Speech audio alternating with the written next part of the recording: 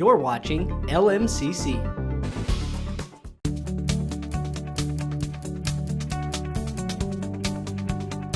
All right, good evening, everyone. Welcome. Appreciate you coming out tonight, especially on such a beautiful night in the spring/summer here. I'm Charlie Miner, Mayor of Long Lake. Welcome to Calvin Presbyterian Church. This is being recorded by the Lake Minnetonka Communications Commission, just as a heads up. Folks can watch it afterwards. It'll be on YouTube, available via our City of Long Lake YouTube page. Thank you to Calvin Presbyterian Church for hosting us here. Staff is very graceful as always. This is our third time hosting such an event here at Calvin, and it's a great location, a great venue, so appreciate that very much. You welcomed us again. Do some introductions here to start off with. Start with some speakers and some folks that we have in the audience tonight. So our Long Lake City Council is here tonight. We have Councilmember Deirdre Kowali, Councilmember Mike Feldman, Councilmember John Dyvik, and then on my left side here are going to be fire professional representatives, starting with Chief Mike Hyland of the Long Lake Fire Department, Assistant Chief Cody Farley, also of the Long Lake Fire Department. Perfect timing. Todd Newcomer, who's a retired fire professional as well as a Long Lake resident. And running late tonight is Chief Jeff Lure of the West Suburban Fire District. He'll be joining us. He has some business going on, some fire business going on up in his area. Besides that, we have some individuals in the audience I'd like to point out, some elected officials that are in the audience as well from the communities served by the Long Lake Fire Department. I'll go in alphabetical order, starting with the city of Medina. We have Mayor Kathy Martin here from Medina, as well as Councilmember Dino Delorier as well. Thank you for joining us. Minnetonka Beach, Mayor Joe Pagano is here. Welcome, Mayor. City of Orono, we have Councilmember Richard Crosby, Councilmember Lisa Benson, and Councilmember Maria Veach present tonight. And then we have some former Orono mayors in attendance tonight as well. Former Mayor Lily McMillan is here, and Gabriel Jabor as well. I believe I saw, is Gabriel here? I believe I saw him. Oh, okay. Thanks. Sorry about that. All right. And then we also may be joined in a little bit here by the Excelsior Fire District Chief. He's also running a little bit late tonight. So, all right. With introductions being completed now, I'll move on a little bit here. We'll talk about what's gonna occur on the agenda tonight. So we're doing kind of this is again the third time in a series we've done this. So this is sort of like it's like the third chapter in the book here. We're just kind of going from the last year or so. A lot has occurred in the last year. So we'll talk about that, go over some sort of highlights of the past year. We will just to back up a step, we'll give a brief summary of what we went over at the last forum we had about a year ago. And then we'll get some information and updates from our fire service experts. So this is kind of an idea that some folks had to not just listen to a bunch of elected officials up here speaking, pretend like we know a lot about fire service when we actually have folks that we can have be present and we can learn from them. And then at the end, if we have time, we're kind of, we have a lot of speakers here, but we're hoping to save time for some public questions and comments. Most notably, just ask questions of the fire service experts that we have up here. Be a great time to ask any questions we have of them. So the objectives are updates, learn from our fire experts, and then receive some feedback at the end. We have a microphone here, and we'll walk through the steps of that as we get closer.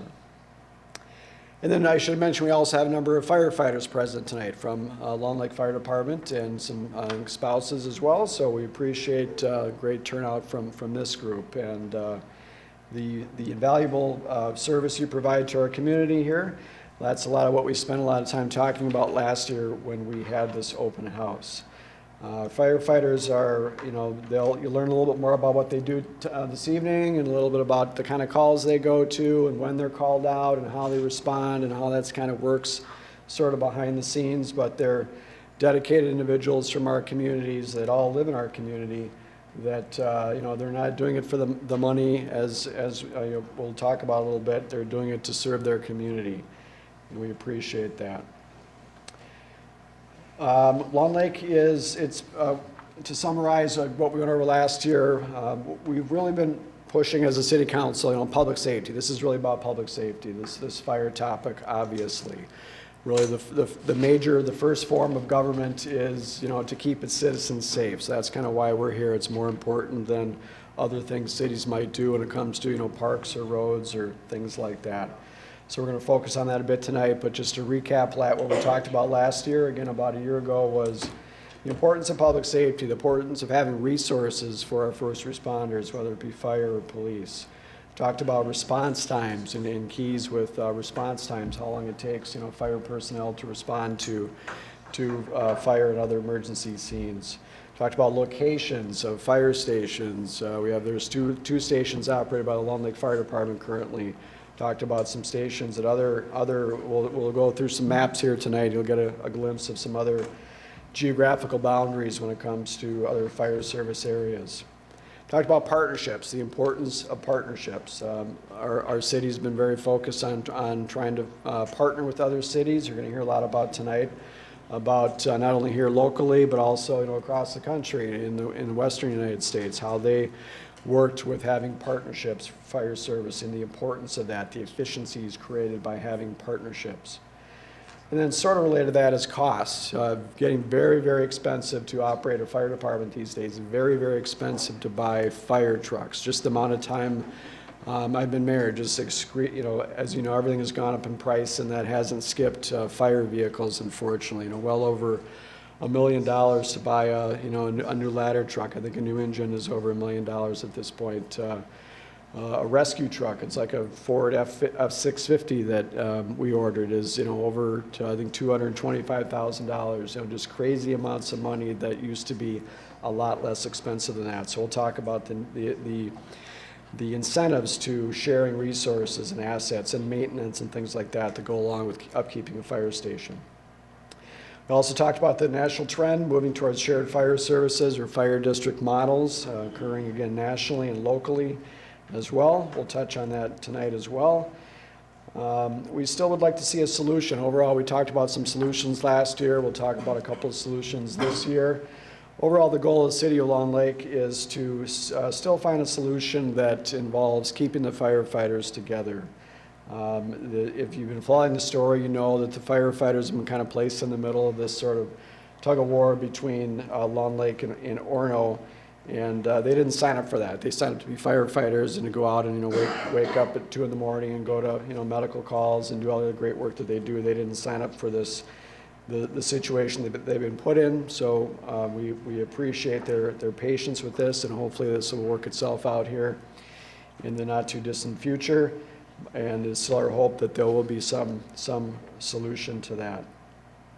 But I know it's really difficult to summarize this whole situation in one night or in one slide or anything. This has been going on for, I would say, about 2018. I wasn't a mayor at the time or in office at the time, but it roughly began in about 2018. Mayor Walsh in Orono was elected in 2017, and about a year later, City of Orono sent a letter to the City of Long Lake with really three things on it. The first two things were essentially, we'd like you to turn the Long Lake Fire Department over to Orono, and here's some sort of specifics as to how that might work.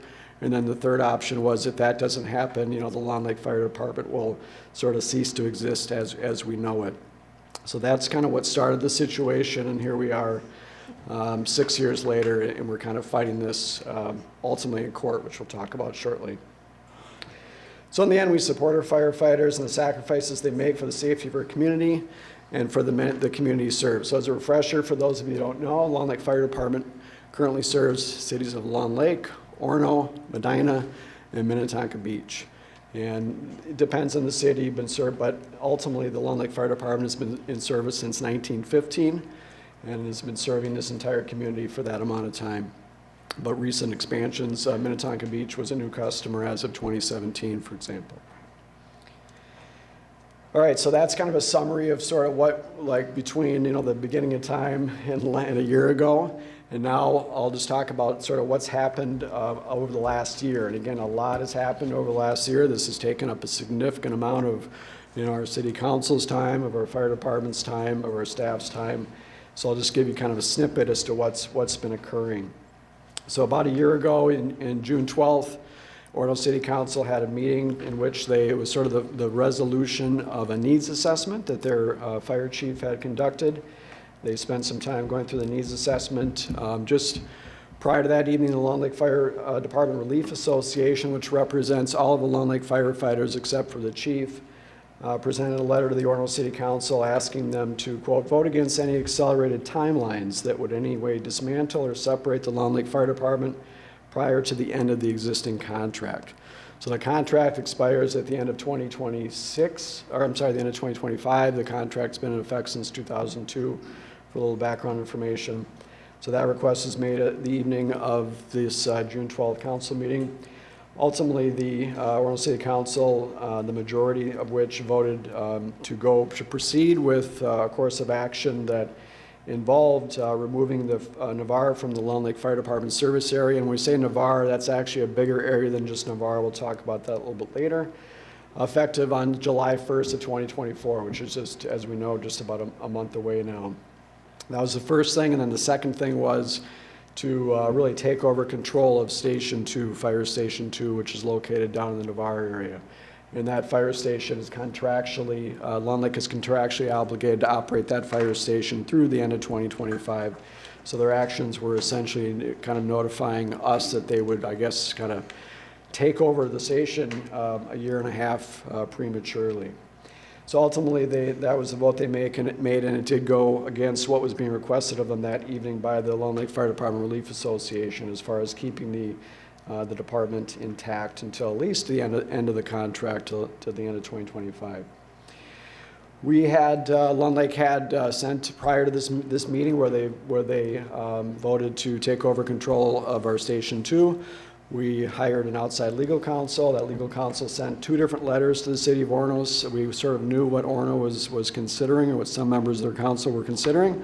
So our legal counsel sent letters to Orono saying essentially, don't do what you're about to do. If you do, we'll have to take legal action.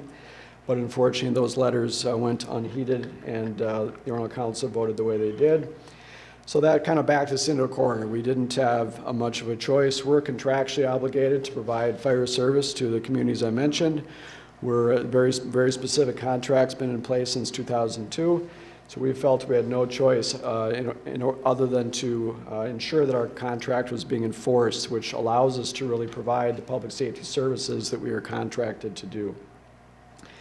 So in August and September of 2023, the middle part there, the city of Orono began, really in July, they began, I think late June or July, they began advertising for firefighters for their new Orono Fire Department. They held a couple of recruiting events in August and September. I'll talk about those in just a second here. Lone Lake Fire Department also around that same time in August began a duty crew pilot program. You're gonna hear a lot of terms tonight about duty crew and paid on call and volunteer and things like that. We'll leave that to the fire experts to talk about. But that was something that began back in August. There was also an incident around that time in which the Orono's mayor and fire chief colluded to place a phone call attempting to intimidate a Lone Lake Fire Department officer or leader in order to pave way for the recruiting events. And I won't spend a lot of time on that, but it's well documented in a judge's order from November that I'll talk about here just in 1 second. In the fall, Orono hired 8 current Lone Lake firefighters, which they had previously recruited as part of that recruiting event. Long story short with that, there was a text message was discovered where their fire chief had invited specific members of the Lone Lake Fire Department to attend their recruiting event. And that was, I totally missed one step, which was on the first slide. I apologize, and left there. We received an injunction. So Hennepin County District Court judge issued an injunction. So a very rare situation for 2 cities to be, in this kind of a battle like this. And I would, challenge anyone to find a case where an injunction has been issued between, against one city to prevent them from doing things against another city. So that's really what was done. There was the judge laid out a number of things in which Orono was prohibited from doing, including the recruiting of Lone Lake firefighters was one of those items. So I apologize for skipping that. So once this recruiting situation became known to us, we were again forced to kind of take legal action, bring this to the judge's attention, and that resulted in November in Judge Miller holding the city of Orono in contempt of court. So again, an extremely unusual situation. It was the only case we knew of at the time in which a city had been held in contempt of court. It was for several violations. Not going to go through all of them tonight. All of this information is on our website. We'll touch on that at the end as well, but we have a fire department information update section of our website that also has legal information tab in there. We put not all of the legal documents because they would be take up pages and pages, but the really pertinent ones as far as injunctions and court orders and things like that. So they were held in contempt of court at that time back in November, and just shortly after that, Orono hired an additional 2 Long Lake firefighters, which again was, it was in violation of the judge's order again, and that's really specific to, Orono had created a program where any firefighter currently serving the city of Orono who applied for the Orono Fire Department, they would waive psychological and medical exams for them, and the judge viewed that as a recruiting tool. We had an expert later testify who's been in the fire service since like the early 80s and say he'd never heard of that happening before, and that sort of ultimately led to Orono being held in contempt of court for a second time. Otherwise, on that, to get off the legal aspect for a minute, Long Lake Fire Department successfully concluded the year under budget, and the remaining funds were refunded to the cities of Orono and to Medina, who are 2 parts of the contract. We have a separate contract with Minnetonka Beach.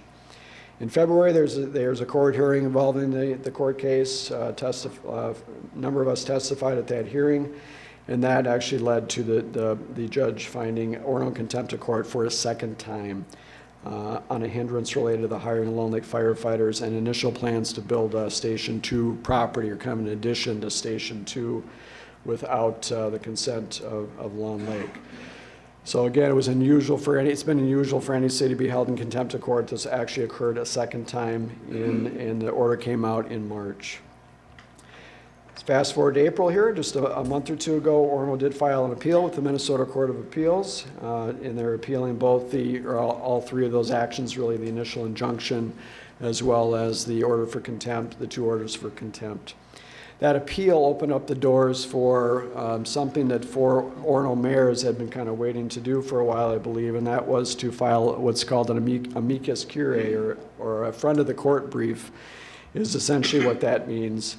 And we're very appreciative of that. That is an effort that is several legal documents have been filed along these lines, more to come, I believe.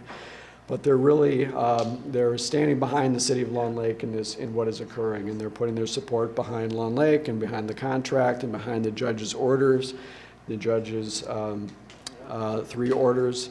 So we appreciate that, and there's more to come on that undoubtedly. Next bullet there is we sent a new offer letter to Orono. It had been about a little over a year. Last January of 2023 was our previous offer letter, so we sent a new offer letter to Orono, and they responded to that offer letter just a couple weeks later, and I know Councilmember Dybek will touch on that more here shortly. So why did Long Lake take legal action against Orono? That gets brought up quite a bit. Some folks might say, it's a big waste of money or things along those lines.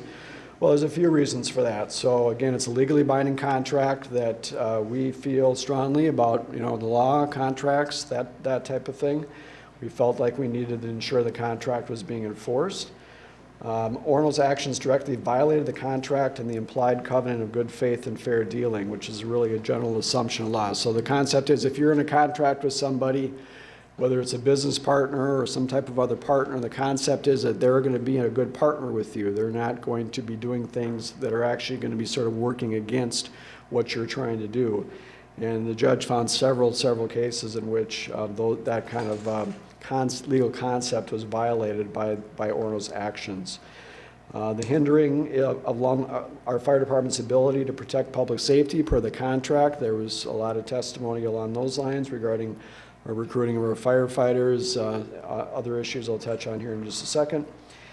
But the key is we're not trying to prevent Orono from starting their own fire department. They're certainly obliged to do that if that's the direction that their citizens would like them to do. That's not our goal here. Our goal is that we have a contract that goes through the end of 2025, and we need to ensure that that contract is upheld and that our fire department is able to continue to operate during that time. Next steps is going to be we're having mediation here in about 3 weeks. Court-ordered mediation. This will be our third time in which we've sat down with Orono to mediate. We're switching to a new mediator this time. Both cities decided to give kind of another mediator a try, so we're going to do that. We're hopeful that that'll be a positive event there. The judge has already awarded Long Lake legal fees for bringing these actions forward. Now the judge just needs to determine the amount of those fees, so that'll be determined here shortly. I mentioned the appeal that's going on by Orono, and then the trial date is set for January of 2025.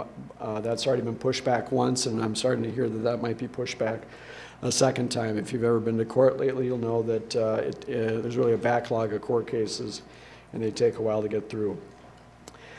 All right, so just the last slide for me here is I'm not going to go over this in all detail, and again, a lot of legal documents. I encourage you to read them, but these are just specific findings from the judge's injunction about a year ago, and that is that Orono has competed with Long Lake for scarce firefighting resources in a rush to set up its own fire department early, while the parties' contractual relationships remain ongoing.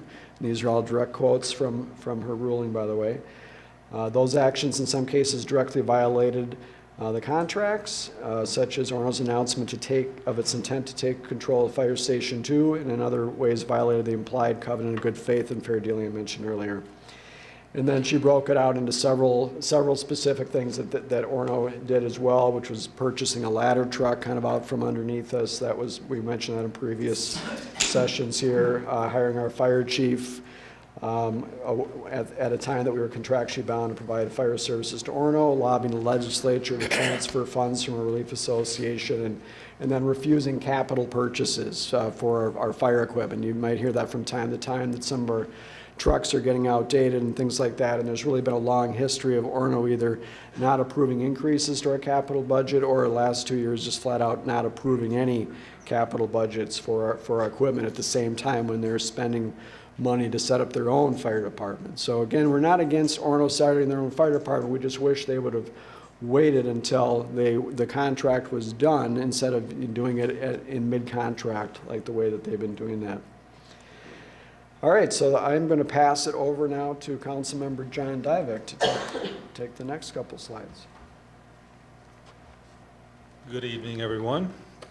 So we sent a letter to Orono in January of 23, and this was a response to their buyout offer that they sent to us in October of 22.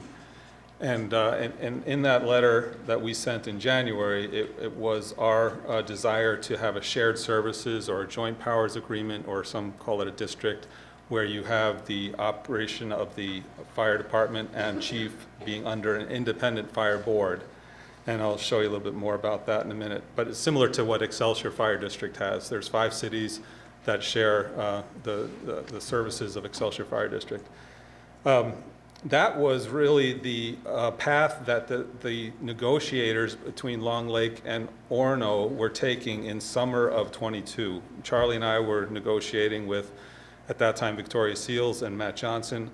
And the 4 of us were meeting on a regular basis throughout the summer. We were making progress. We were feeling optimistic that we were getting somewhere, because we were all in agreement of having this independent fire board that would oversee the fire department and the chief.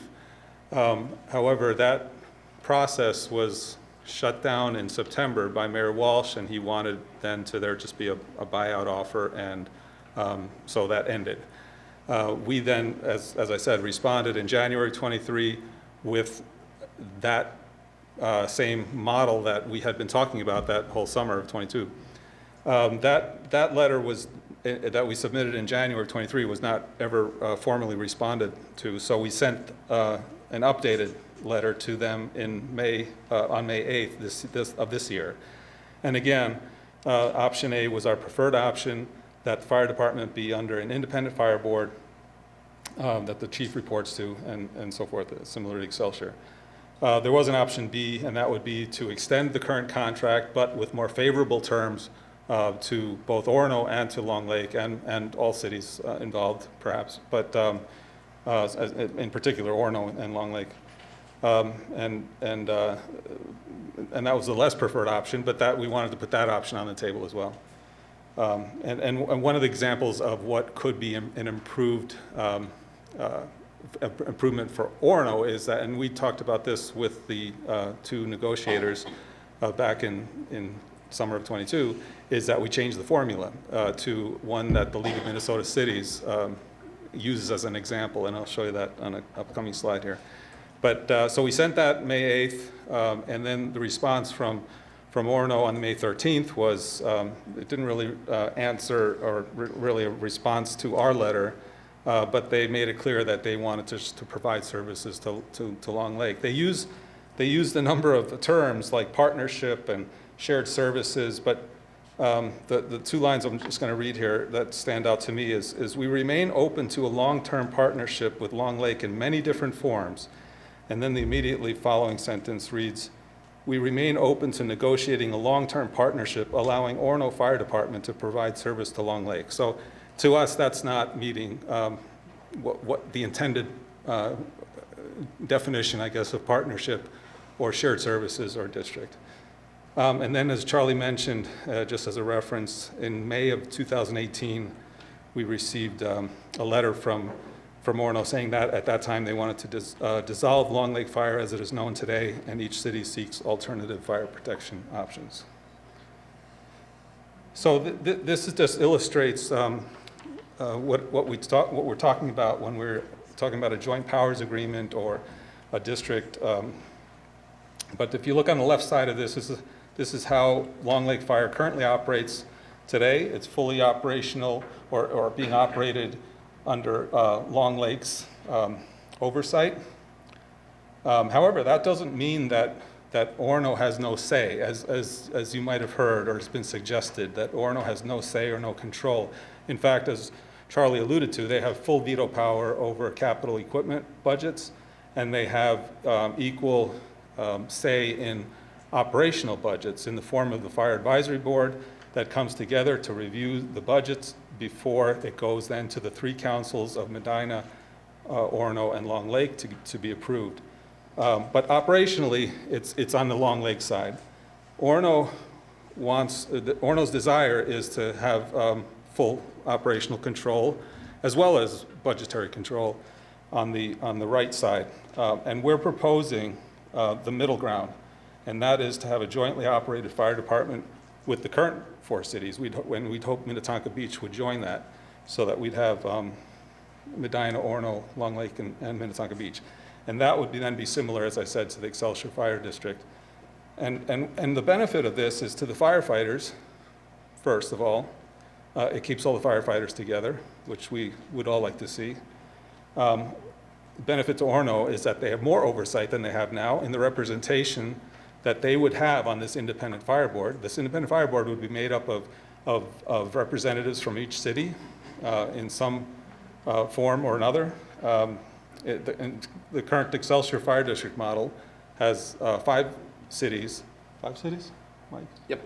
And they have one representative from each of those cities, which is kind of unusual because you have big cities and small cities. But we were even willing to sort of weight the representation on the fire board relative to the size of the city. So Orono would have more oversight. Long Lake would retain some oversight, but not as much as we have currently. And then the citizens would benefit by the cost savings of this kind of a model. One example that's current is in the city of Minnetrista. It's a growing city with a population of 8,600. It's currently has its own police department that provides contract services to St. Bonnie, and then it's served by 2 fire departments, Mound and St. Bonnie. And the city's encouraging these 2 fire departments to merge. You'll hear about the national trend is for fire departments to merge in order to share resources and save cost. And this is a quote out of the Laker Pioneer just recently. Mayor Wallen explained that a fire district would enable neighboring communities to collaborate by sharing staff and equipment. So we thought that was kind of a relevant and timely article. This is some funding scenarios. This is my last slide. Some funding scenarios. The bottom line is what the current funding scenario is among Orono, Long Lake, and Medina. You've heard this many times. Orono pays 85%. The reason they pay 85% is because they have the vast majority of the service area. And it's based on that model or the formula of 70% property value and 30% call hours. And by the way, that percentage has increased over the years because Long Lake took, Orono requested that Long Lake Fire take more or increase the service area and take over what Maple Plain originally covered, and then more recently what Wayzata covered. So that's why it's at 85%. Oh, the amount. Thank you. So that's evolved over the years. The proposed formula that Charlie and I talked about with Victoria and Matt 2 years ago was that we could go with a 33% property value, 33% population, 33% call hours, and that would change the percentages, as you see on the top line, to 81%, 13%, and 6%. And then if we added Minnetonka Beach into that formula, it would drop even further for Orono. And then if we added Wayzata, which could or may not happen, but it could drop below 50%. So just wanted to show what the formula would look like in percentages for Orono and the other cities in those scenarios. And so then I think Mike Feldman will take over. All right, thank you, John. So I'm going to show you this map here. It's essentially some of the conversations that are going on right now as it relates to fire districts and consolidations. In the top right in the green there, that is Loretto and Hamel. That's now the West Suburban Fire District. That's a done deal. Those groups are now working together. If you go to the west with the green, Maple Plain, Independence, and Delano are currently talking about how to best serve that area. And there's kind of an overlaying conversation with West Suburban. So we don't know exactly what's going to happen there yet, but a conversation is ongoing. As you look to the bottom left there, St. Bonnie and Mound, John just talked about that Minnetrista comment. This has been a conversation that's been going for a while, and we hope there's additional momentum with Minnetrista showing support for that. I have to apologize to Excelsior. I cut them off the bottom of the map here, but Excelsior is kind of the poster child for how small cities can get together and really have an aggregate service that provides very efficient service. I've had the pleasure of visiting Excelsior. It's a really well-run fire district. Our very own Mike Highland comes from Excelsior. They have a mature duty crew program.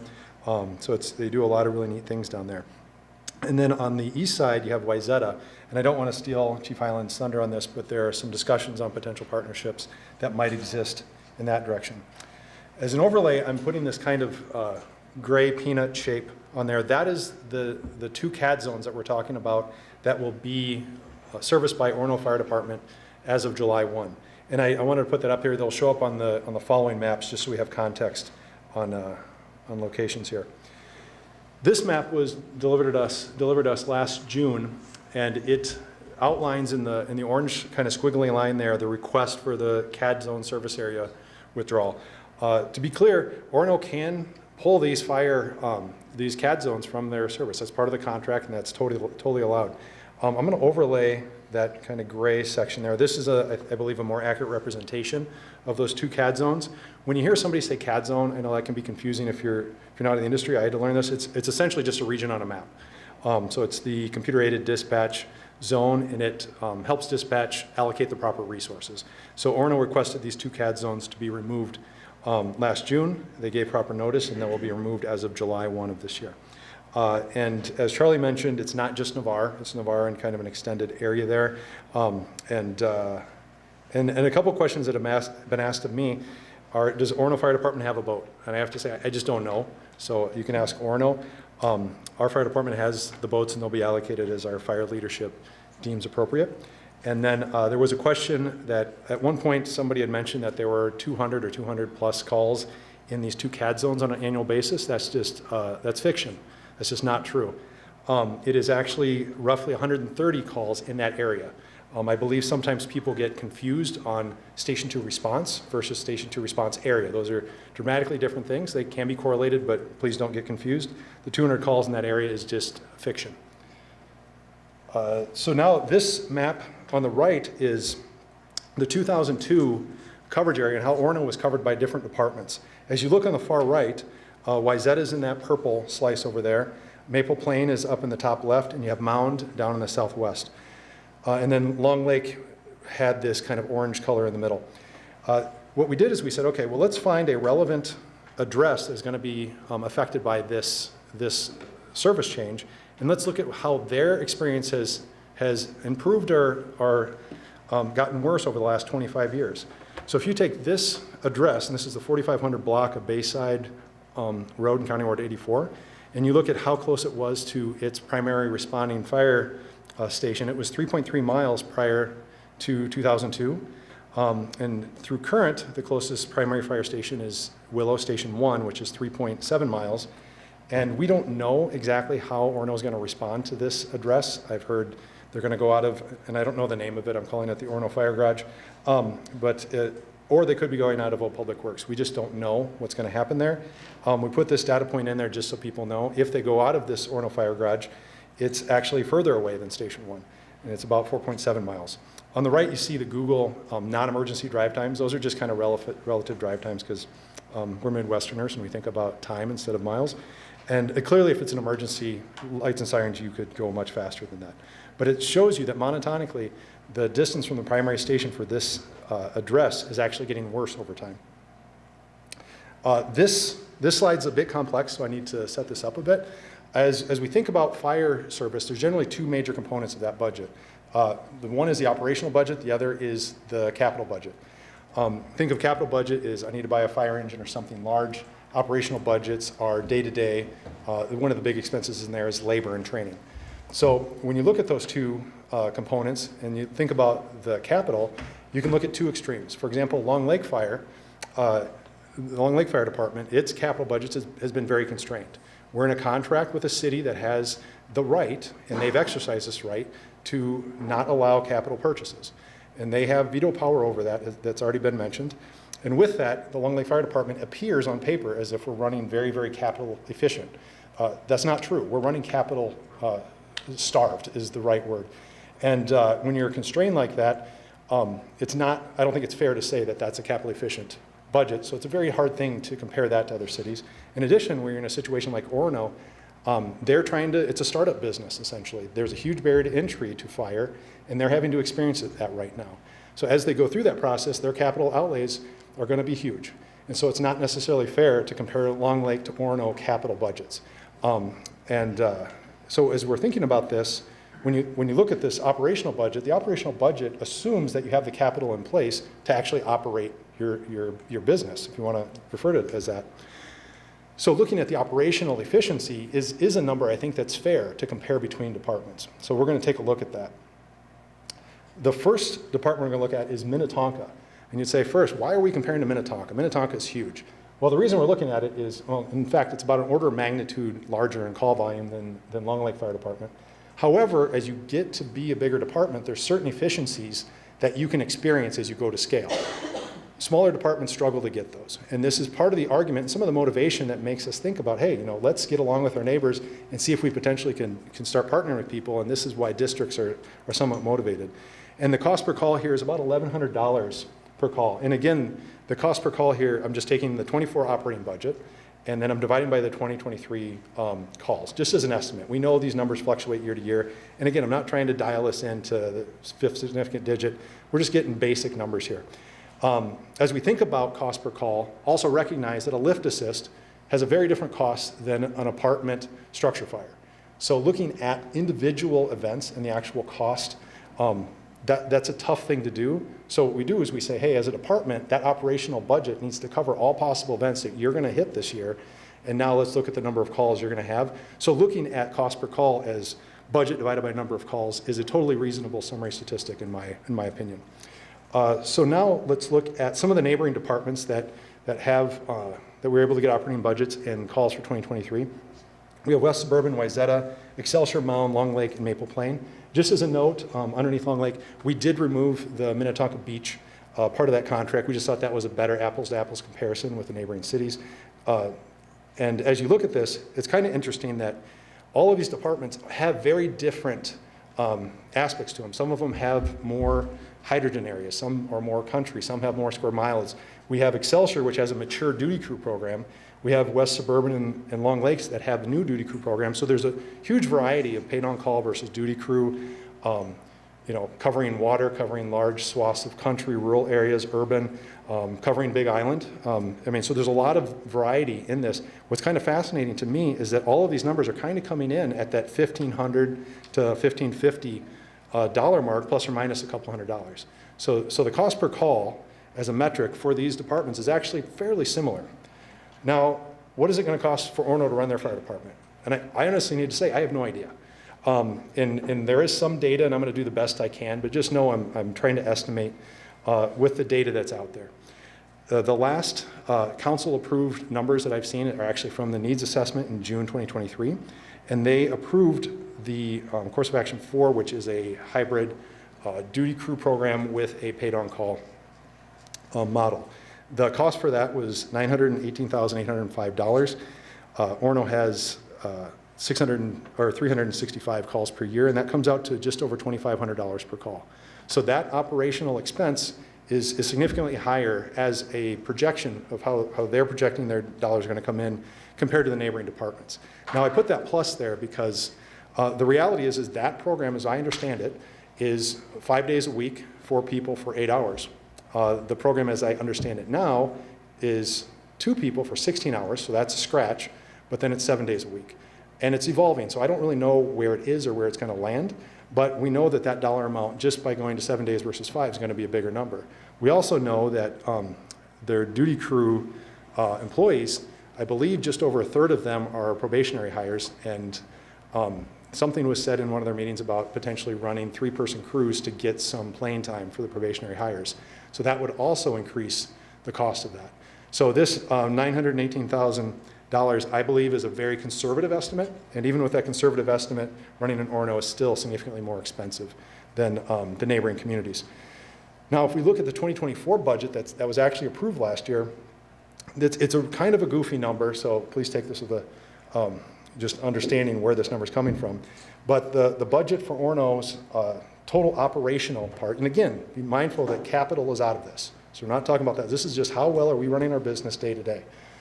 If you look at that, it's about $1.44 million operational cost. And part of that is going to the Long Lake Fire Department operational expense, and the other part is going to Orono's operational expense.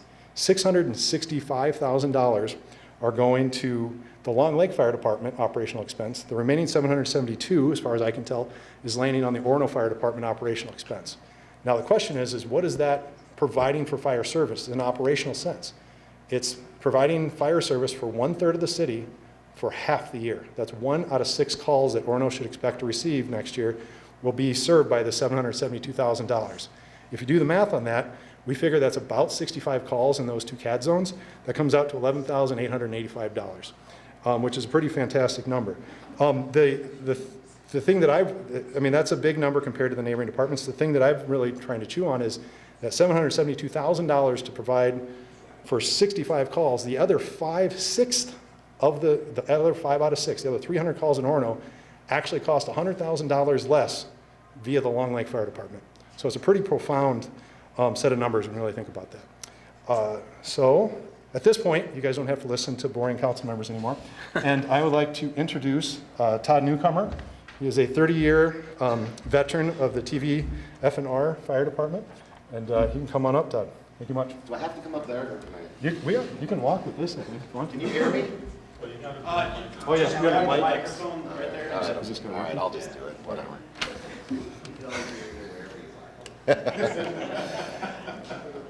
So a lot of you I have met, gratefully, thank you very much for being here tonight. Some of you I haven't met. For those I haven't, my name's Todd Newcomer. I recently moved from the West Coast to the United States here. It's been about 4 years now. Why am I here? 30-year firefighter. And I worked for 2 different departments, really 3 if you count my volunteer time. So I have an experience in different departments doing different things, working for a city, working for a volunteer in a county, and working for a fire district. More importantly, why am I here? Part of this is my family's here. My family is protected by the men and women of Long Lake and Orono and the surrounding communities, which I am grateful for. But having done this for a long time, I have treated cardiac arrest patients. I have treated stroke patients. I have delivered 7 babies in the back of cars. I've been in hundreds of structure fires, commercial, residential, churches, wildland. I hope I never go on another wildland fire. I have responded to school shootings. I was the second in medic unit for the Thurston High School shooting where 23 kids were shot. You'll be surprised how slippery a floor in a cafeteria is when it's covered with blood and everybody's falling on it. So basically what I'm saying is I care. I care a lot. I have a lot of experience in a very busy metropolitan department that ran a lot of calls. So I care. The other people in this room who care, the firefighters who are here, could you raise your hand if you're a firefighter in the area? Thank you very, very much for what you've done, what you have done. And I don't care if you're Orono, Long Lake, I don't care. Thank you for what you do. So that's why I'm here, right? I care about the community, I care about the people. What was I asked to do here? Just covered 2 different topics, right? There's a lot of language and a lot of things that get said, terms that get thrown out, acronyms that get thrown out that people don't understand. And this is kind of like, so the 2 things I'm gonna cover, I'm gonna talk about how a fire department progresses and evolves, and the different things that influence that progression of a fire department. At times in a community, if you don't step out of that community and look at it, it can kind of be the frog in the boiling water. You don't realize what's going on around you because you're living in it and it's part of the everyday life. But things are happening different around the country. People are doing things differently, people are learning things differently, people are sharing knowledge, sharing resources, sharing all that. So I want to talk about the progression of the fire department. The other term I want to talk about is effective firefighting force. What does it mean to have an effective firefighting force on scene to get the job done when it needs to get done? And where are we in that picture? So that's what I was asked to talk about, and I was also asked to talk quickly because I can talk a lot. So, slides. Do I just move these slides, or what do I do? Yep, just hit the space bar, and you got the person on your website. So let's talk about the evolution of a fire department. And let me put on my glasses. So sometime, 100, 150, however many years ago, let's say Jedediah, out in a couple miles from here, his barn burned down and nobody came.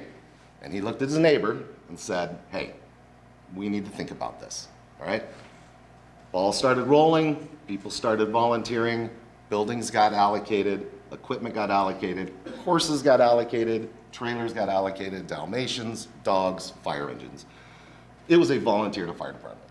That's what every fire department started out in our country, as a volunteer fire department. Volunteer chief, donated building, volunteers from the community serving each other. That slowly progresses into the point where we get a chief, then we have an all fire department, some medical people in there. This moves down the road to a paid chief, paid admin, all volunteers.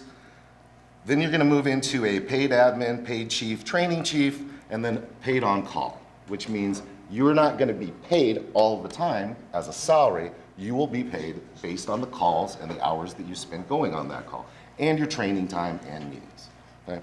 Paid on call firefighter. From there, we move into paid admin, paid training chief, paid fire marshal, paid fire inspectors, paid firefighters, or duty on call, or the combination department. From there, you move to what you see in a lot of larger cities around here, fully staffed, fully paid fire departments that are subsidized or backed up by volunteers. The department I worked for was a fire district, which is the next step up and what I consider the gold standard of fire protection in our country, and I've traveled and spoken in a lot of different fire departments. It's lots of city departments getting together, getting the resources placed in the same place at the right time for the most cost-effective manner. So this department I worked for had 13 cities, 3 counties. We covered 400 square miles, had a $200 million budget, 29 stations, and ran roughly 50 to 60,000 calls a year, each station averaging 3,000 calls a year. We did it very efficiently and very effectively. In the busy stations, we got to the point where instead of having an engine, we would have a PAU, a peak activity unit, that would move in because 2 stations weren't able to even cover all the calls they had. So we had a 3rd engine without even a station. They would just drive around and hit calls. So, evolution of the fire department. Where are we in this picture right now? Somewhere in the middle, okay? Somewhere in the middle. We have paid chiefs, we have paid on-call firefighters. We're moving to, Orono is moving to part-time paid career firefighters, as well as paid on-call firefighters. Some of the surrounding communities still have volunteer departments. The middle of this map is a pain point. There's a lot of change that happens. Hence, the reason we're all sitting in this room right now. This hurts. This is painful. This is change. This is needed, it's appropriate, and everything that is happening, all the strife, all the animosity, it's normal. I've seen this in other cities. I've seen cities afraid to lose their identity, afraid to lose their department, afraid to lose their funding. But I've never seen them disappointed in the end. You have to have the services provided to you at that point. I mean, it's just there. So, yes, it's painful, but rest assured, it's normal. And some of the terms you heard, and please ask questions too if you need to. Paid on call is, they are still volunteers, but they're actually paid for what they do and how they serve, provided with a retirement, provided with supplemental income. But it's not a full-time career department, okay? So, why change? What happens? As in the last slides, call volume increases, communities grow. Time commitment to be a career versus a volunteer versus a paid on call, what these folks do keeps going up. Hazardous materials, technical rescue, confined space rescue, urban search and rescue teams, paramedics, EMTs, you name it, the stress and the training that all the firefighters in our country go through is going up and up and up and up. If it's not a police call, everything else falls to the fire department. Everything. Water leaks, cats in trees, dogs, shootings, you name it. Fire departments get it. At a certain point, the time commitment to it, you have to switch to a fully paid department where everybody is, that's their entire focus. This also changes because of lack of calls versus training commitment. So example, some of these departments are implementing duty crews. Those duty crews are going to take a percentage of the calls because they're there. They're ready to respond, they're out the door, they're gone. Orono's looking at paid duty crews. We're currently utilizing volunteer on-call duty crews. Those crews will take calls away from the existing volunteers. So they're gonna go on less calls. But they still have the same training requirements, the same commitment, the same time away from their families for less calls. The motivation tends to go away. They tend to be less and less and less volunteers. That's when you transition to, we need paid people. We need people here, we have to have the service, so let's pay for them. Another reason it changes, poor leadership, poor directions from that leadership, and a bad reputation. Departments lose personnel because of a bad reputation, or a bad chief, or bad training, or a bad commitment to the community. Trust me, there are bad police departments, there are bad fire departments. And if you get that reputation, people don't want to work there. And they will leave. It will be a stepping stone toward another career department that they have similar values. The other one is poor funding. You're not given the tools by the city administration to perform the jobs that you're asked to do, right? Very simple. So, terms and terms and that. The next one I want to talk about is this slide. This comes out of Orono's assessment provided by Chief Van Isle. This is the initial alarm deployment, or what I refer to as your effective firefighting force on the fire ground. I completely agree with this slide. Is this right? Firefighters? Yeah? Fire attack, truck, ventilation, search, all that. You need all these positions filled quickly at a fire. Now, there's been a lot of talk amongst people around response times, station locations, numbers, dollar figures, dollar values. Those are all very important, and we keep having the same conversation. We have this many firefighters, we have this many calls, we have this time frame, this response time. This job doesn't start until people arrive. So all the conversations we've been having about response times have stopped at this point. This is now when the work begins. The first person there, the incident commander, needs to size up the building, assess what the damage is, assess where the damage is going, assess what needs are there, and then call for resources appropriately. He will assign fire attack, which is normally, I work off a 4-person engine company. 2 people can make fire attack, as long as they're backed up by a RIT crew, which is a rapid intervention team or a rapid intervention crew. You have to have a secondary fire attack, somebody backing up the firefighters. By the way, the RIT crew is there to save the firefighters. Yes, people saving lives still need to be saved. You also have truck company functions. That is completely separate from engine company functions. Trucks and engines do not do the same thing on a fire ground at all. Firefighters off the fire engine, fight fire. Trucks provide access to the fire, find the seat of the fire, and have interior and exterior jobs. A chief who's trained a truck company properly will not even have to communicate with that truck. They will just simply say, truck 1, you have truck ops, and that's the only communication. Then that truck has to decide, are we all in, are we all out? Meaning, are they all going inside the building or staying out of the building? Outside tasks, you have roof ventilation, you have exterior means of egress, you have exterior utilities, you have a 360, you have ventilation to open up the roof, interior crews, find the seat of the fire, force entry, interior utilities, search and rescue, what am I missing? Primary search, secondary search.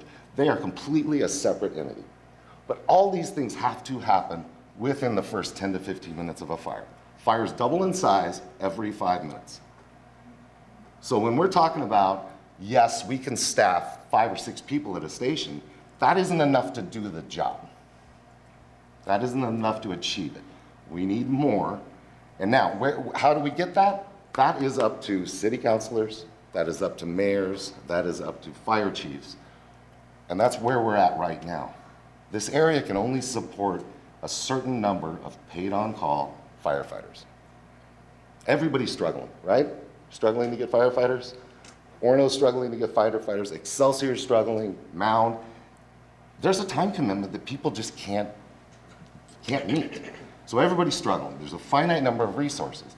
By dividing those resources amongst different cities, you dilute the pool of firefighters and dilute the pool of training. Okay? So, I don't want to lose track of where I'm at. All right, so how do we get to a point where we can put an effective firefighting force on the fire ground in the most efficient, timely, and professional way? We get there through effective communication amongst our cities about resources, about equipment, about funding, and about capabilities, and about deficiencies. Where are our deficiencies? How do we get better? And just saying, this is what we can't do. We're not doing it well. We need to do better. How can you help us do better? And that's where you're going to hear terms come up with fire district. Excelsior has their joint powers agreement down there. Anytime you combine resources with other trained professionals, you better yourself. Always. I don't care if you work in the bar industry or the police industry or the plumbing industry. When you combine resources, you learn more, you have more resources, and you function better overall. So where are we at? How are we going to get there? I don't know. I don't know what we're going to do. But I do know we have to have open dialogue, open communication. We have to be honest with each other about what we're willing to do and what we're not willing to do. And we can't throw away important resources that we've already developed in this community over 115 years. We'd be throwing them away and starting from scratch, and we don't want to do that. So why am I here talking? I've told you, I care. I'm passionate about this. I care about my children and my wife some of the time. this is important. This is important to me. I know the firefighters care. I know they understand what's at stake here and how important this is. And the fact that you're sitting in this room means that you care and you know how important this is to the community. So let's not be mad at each other. Let's not be angry with each other. Let's not be mean to each other. Let's work together to provide what we need to help each other out. And especially with the mayors that are here and the city council members, both present and prior, and the prior mayors, what I want to do is I want to allow these folks to do their job, to give them the tools that they need to achieve, because something's going to happen tonight, tomorrow, down the road. The stroke, the heart attack, the car fire, the loss of life, the child that dies, that drowns. It's going to happen. And I would rather have our city managers and our city mayors and our city council members look at who the victim is or their families, and I would rather them say, "You're welcome for what we provided," than "I'm sorry for what we provided." We have to solve this. We're all end product users, so let's make it right. Chief Hyland, I'm letting him come up here next. 32 years with the fire department, assistant chief in Excelsior. His last year spent at Long Lake Fire Department. And it's yours. Thank you, sir.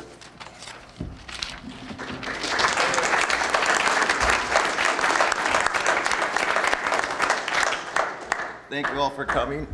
That's 32 years in counting in the fire service, and it's truly an honor to be fire chief of Long Lake Fire. I'm very blessed to be here. Just want to go over a couple things. I'll go quickly. There's my mugshot. In 2023, we responded to 507 calls, which is up 17% from the prior year. We provided 7,673 call hours to cities as well as our mutual aid partners. We implemented a new duty crew program. 469 shifts were filled over the first 5 months. Our shifts are basically about 50% filled at this point, and again, it's on a volunteer basis. And we've also, through the City of Long Lake and our Relief Association funds, and our Relief Association funds are basically donations and money we make selling pancakes and stuff. But we were able to buy some new equipment and vehicles, including a new rescue vehicle that's on order, a new command vehicle that's here, a fire engine that we're buying from Excelsior that we should be getting in September, 6 new portable radios, 2 mobile radios, some CPR dummies, forcible entry, training door, battery operated combi tool, the Jaws of Life. All these pieces of equipment are very expensive. 2 new fire blankets for extinguishing electric vehicle fires, and that's a whole nother story. But then Charlie kind of stole my thunder, but we did end the year under budget, and we were able to send a refund check to Orono and Medina. And then this basically states, if you look at the total incident count at the bottom, it just basically shows city by city. In Long Lake, we ran 72 calls, Medina 38, Orono 365, Minnetonka Beach 22, and 10 mutual aid calls totaling the 507 calls. And then it breaks down what the nature of the calls were. And then just talking about Wayzata Long Lake Partnership, we've been training with Wayzata. We're starting to train together.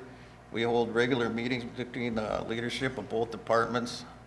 Like every couple of weeks, we get together and have breakfast either at our station or their station, and the talks are going really well. They have their monthly business meeting the second Monday of the month, and ours is the first Monday of the month, and we're thinking of changing ours to the second Monday just so we have more opportunities to train together, just to get our schedules lining up better. And then we also have meetings between the city officials as well.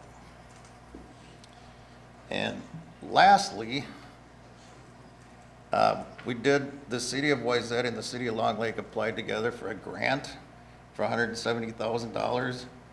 And the 3 things we're asking for with the grant is to hire a consultant to provide partnership alternatives between the 2 cities and assist with implementing funding joint duty crews in both cities, Wayzata and Long Lake working together with duty crews, and also assist with a full-time firefighter admin position to help move responsibilities from city administration to fire administrations.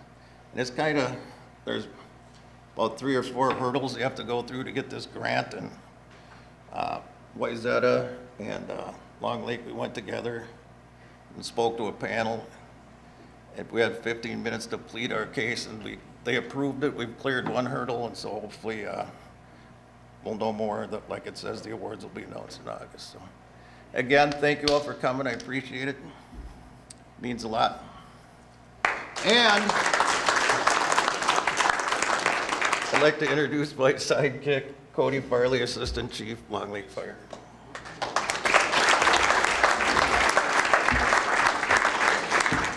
Thanks, Mike. That's why we call him short and sweet, because he's short and sweet. I'll talk to you a little bit about how the Long Lake Fire Department does what we do. And I'll be honest, we are able to do what we do because we can do it on the backs of the 42 amazing men and women who serve in the Long Lake Fire Department.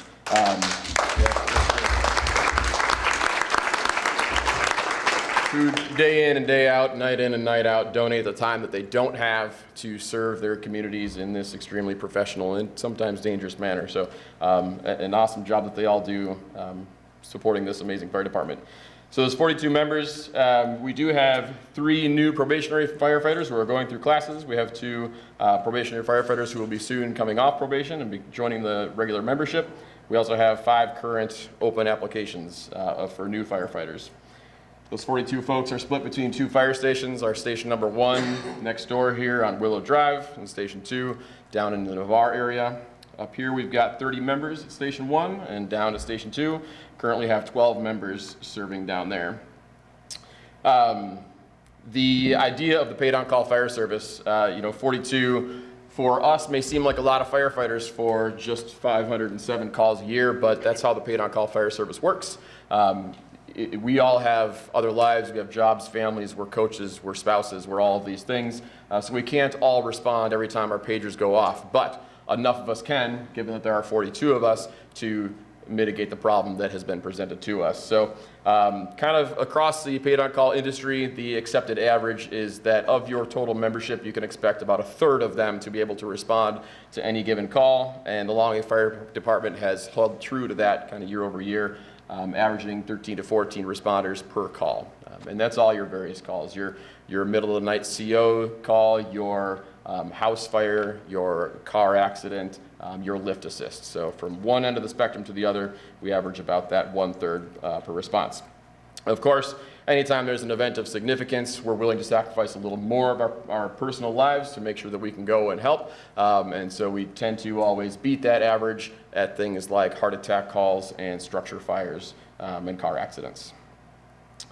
You will likely hear a lot or have heard a lot about how we respond as a fire department. So like I said, we are 2 stations, 1 department. We have the ability to be called out as Station 1 or as Station 2, or can be called into service as an all-call, where both stations are called at the same time to the same incident. For various reasons, one station will be called over the other, or both stations. Currently, we're operating under the response plan where every time Long Lake Fire is called into service, we do tone out both stations. There are a couple different reasons for doing that. We currently, given the situation between the 2 cities, our membership down at Station 2 is lower than we would like it, and so our response is a little slower than we would like it, as well as losing the Station 2 call area come here July 1st. We want to make sure to still give our Station 2 firefighters the opportunity to respond, to maintain their enthusiasm, like Todd was talking about. So we've moved all of our Long Lake Fire calls to all calls. And there has been a lot of discussion about how is one station responding versus the other station. And for you as the general public, your concern should be not between what's happening at one station versus the other, but more how is the fire department responding to my emergency.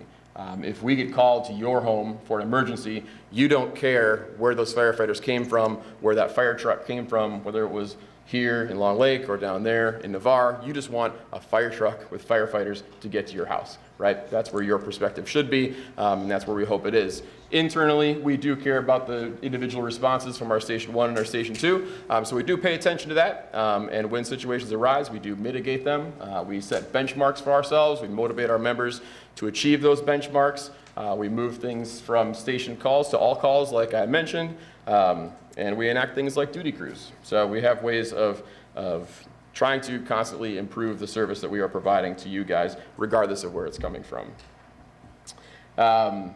All that in an effort to obviously improve and maintain our in-service time. So in-service time is the time it takes us from when our pagers go off on our hips to when we get a truck out the door and on our way to your house.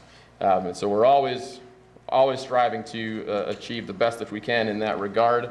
And it is known internally and some external that our Station 2 response time and service time is slightly slower than our Station 1. There are some various reasons for that. Some of them are fixed factors. Down there is not as much neighborhood near the fire station geographically. We also have the lake that is the responders have to weave around in order to respond to the station, so that is certainly a thing. There are also non-fixed factors like the size of the membership. Down there, a full staff is 20 firefighters. We're shy of that right now, but we're always recruiting, trying to bring in more firefighters. And when you have a larger membership that is potentially going to respond to any given call, you're able to get a truck out the door faster. As an example, if we need 4 firefighters to get that first truck out the door, for Station 1, that requires 13% of the membership up here to respond and get on a truck and get out the door. Down at Station 2, we require 33% of the membership down there to show up and get on a truck to get that out the door. So that parallels to a little longer response time, but as I mentioned, of course, we're always trying to improve that, and currently we have 2 or 3 firefighters with applications in for Station 2, so working on building that membership back up. Duty crews, there was some talk about duty crews.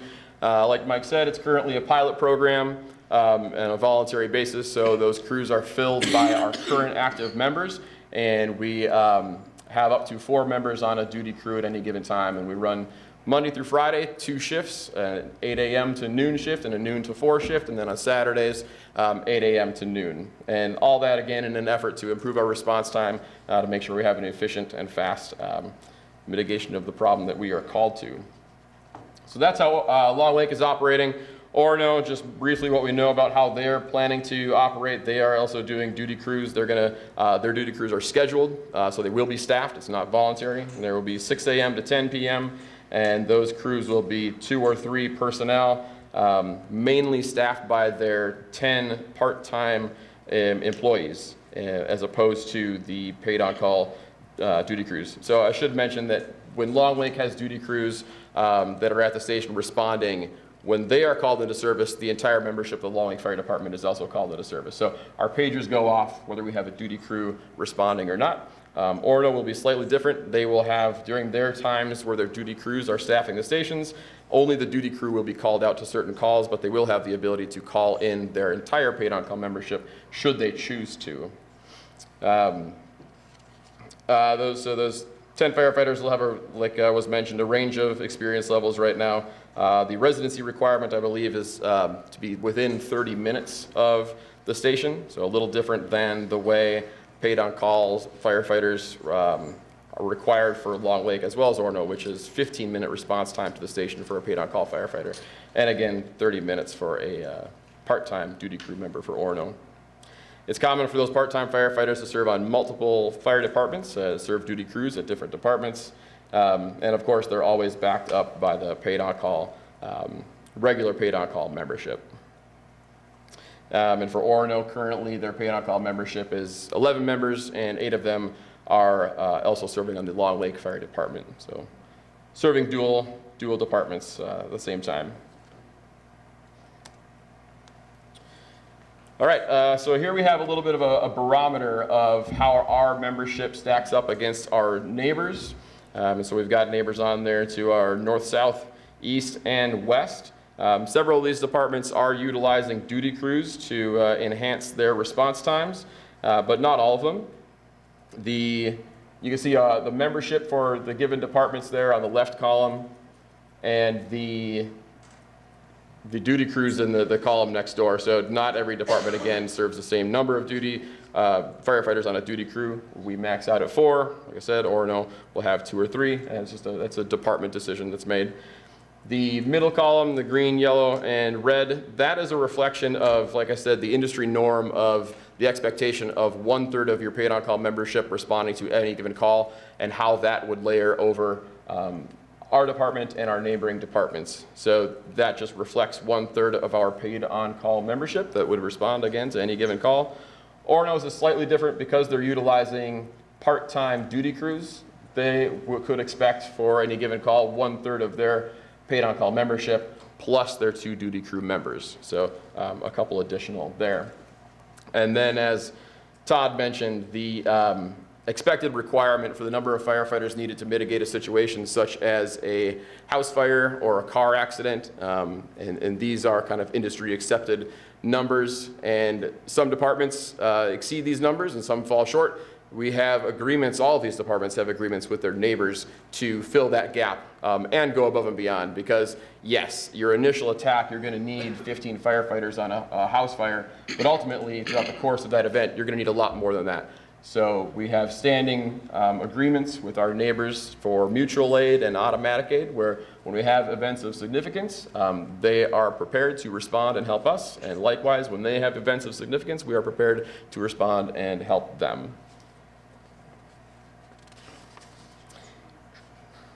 One thing that I'll point out, the previous slide and this slide, is a narrative that's out there for the response being received down in the Station 2 call area, in that area is only being serviced by 12 paid-on-call members of the Long Lake Fire Department. And hopefully these slides show you that that's not the whole truth. Like I said, all Long Lake Fire calls are all calls. And so when a phone call is placed to 911, it's the entire breadth of the Long Lake Fire Department, 42 members, that is called into service regardless of where that call is in our call area. Furthermore, that same narrative would lead you to believe that the full complement of the Orono Fire Department is available to respond to the Station 2 call area starting July 1st, which would be 21 firefighters. But of course, 10 of those firefighters are part-time and are only available to respond during their shift. So that's 2 firefighters plus, 1/3 of your paid on-call staff, which is currently 11. So yes, there are 21 members of the fire department, but that is not the full breadth that would be available to respond to any given call. And as a whole, it's important to, like Todd mentioned, to point out that duty crews give you a fast response, a quick setup of initial actions on scene, but really to mitigate a problem of significance, you need a robust paid on-call membership to support that initial response. And us and a lot of our neighbors do have that great robust paid on-call fire service membership that we are trying to preserve and maintain into the future. A little bit of what we know about Orono's hiring intentions. So for 2024, intending to hire 18, currently at 11 paid on-call firefighters, and then by the end of the contract, 2026, be up to 36 paid on-call firefighters. That is, in terms of paid on-call fire service, an astronomical number, right? Paid on-call firefighters are not just everywhere and plentiful. It takes some convincing to convince people to dedicate this kind of time and energy on top of everything else they already have going on in their lives. So to think that from here and in a year and a half, needing to hire 25 more paid on-call fire departments, again, from the same pool that the Long Lake Fire Department is actively and will continue to recruit from as well, is a daunting task and presents a problem for both departments, Orono and Long Lake, because again, it's a fairly static pool of potential applicants that we are now both drawing from and competing for. So this is a situation that we are definitely faced with and don't necessarily have a great plan for going forward.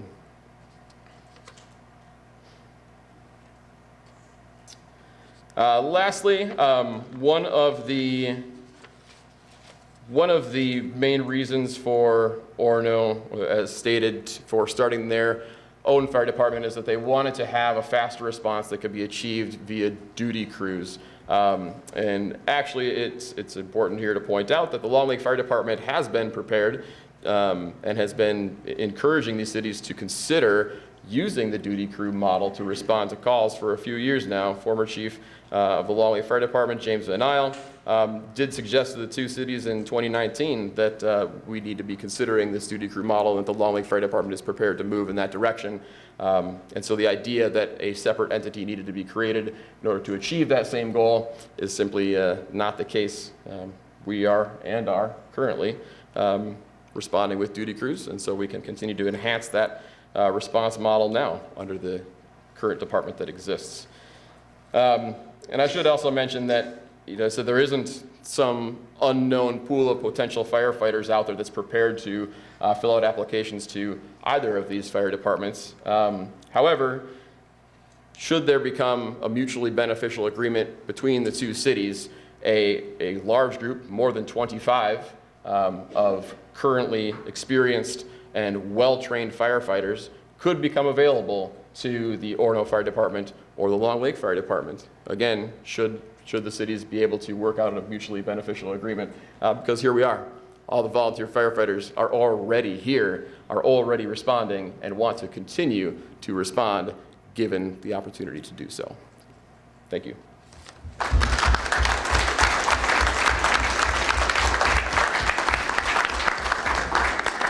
Thank you, Chief Farley.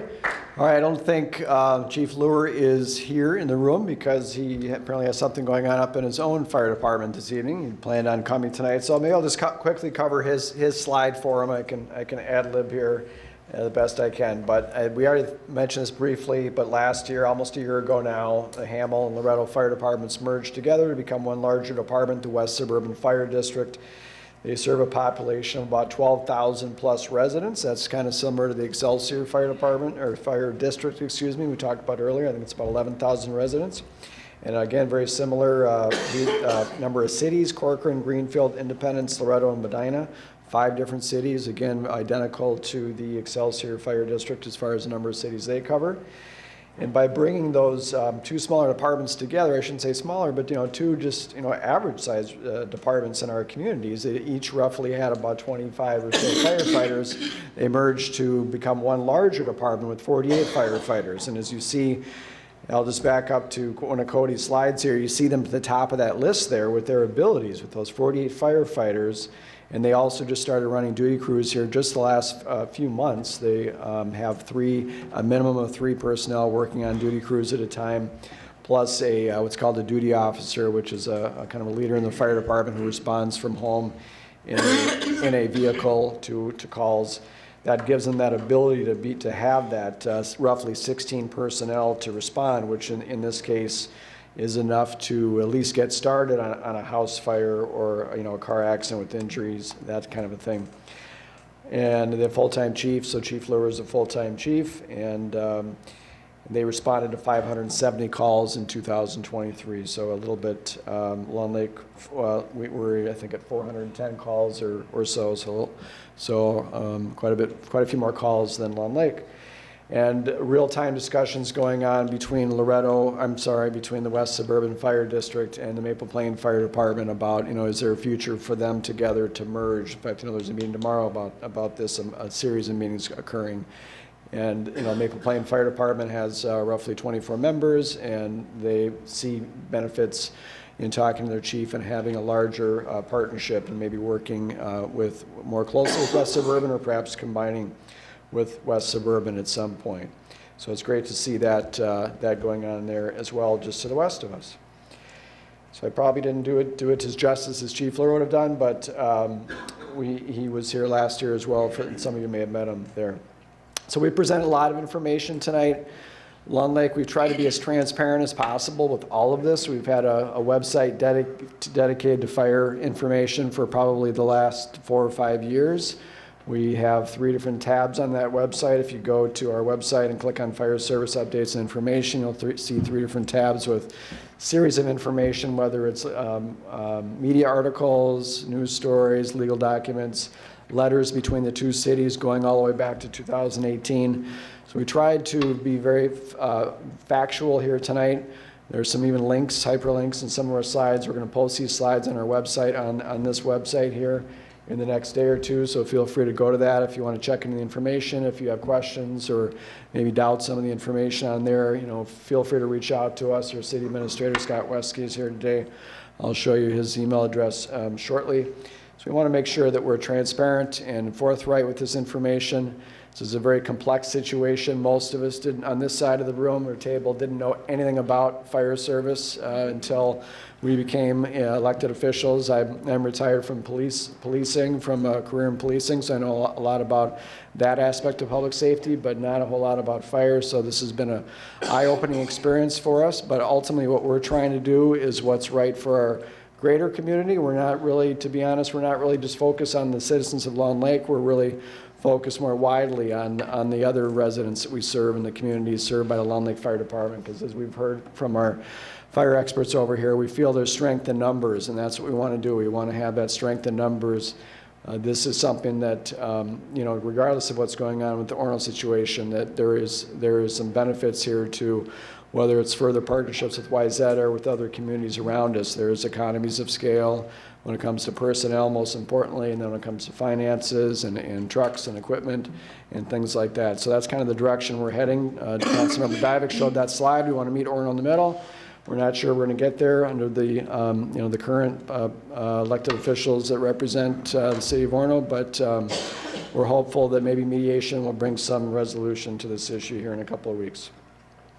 So with that, we do have time now for some public comments and best of all, maybe questions. Maybe we're missing one of our experts here, but we still have 3 experts up here. If you have questions about, specifics about duty crews or paid on call, or do we bring any applications, Chief? If anybody wants to pick up an application, or what is it, how many hours per week do you need to go to training? We can answer all those things tonight.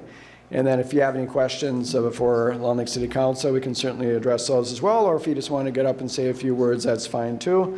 So it's similar format to what you might expect at a city council meeting. We're just not sure how many people might want to speak tonight, so we'd ask you to kind of stick to 3 minutes.